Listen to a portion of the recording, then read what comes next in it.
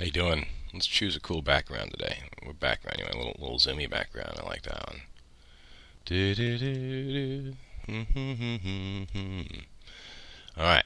So we're gonna get right to this. This little video I'm doing because I have found a little news information out here. Listen, the Philadelphia NAACP leader Rodney Muhammad was just on WURD yesterday.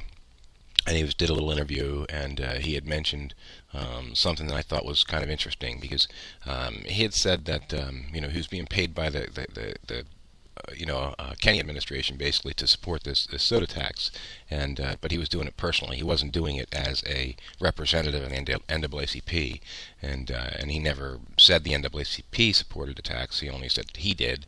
And he did it as an individual. Now, that being said, let's just see what these two articles say here, and maybe something's being hidden. I don't know. Let's find out here. It says, something curious bubbled up when Mayor Kenny filed his latest campaign finance report last week. Hisner has a new consultant, someone named Rodney Carpenter. Never heard of him? But he's pulled in $25,000 from the Mayor's Political Action Committee since April 27th.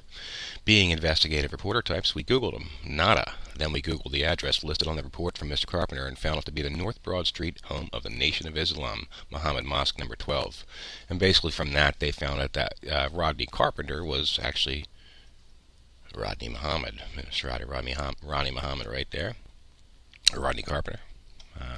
So if you're going to send him a check, send it to Rodney Carpenter. So I thought that was interesting, so I started digging around. I'm the investigative reporter type myself.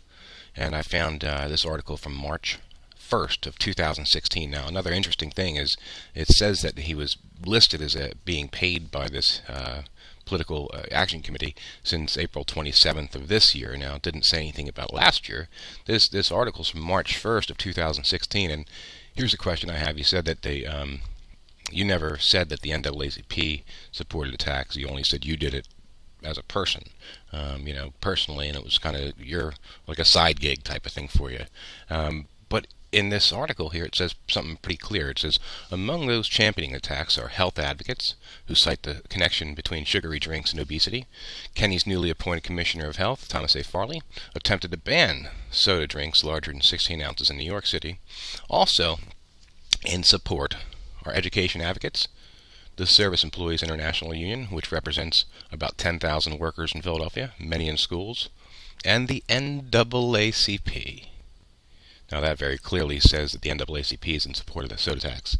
Don't know if you asked for a retraction on that, but maybe you should, because one of the two things doesn't add up, what you said yesterday and that article right there. But you go on to say this, Mr. Muhammad.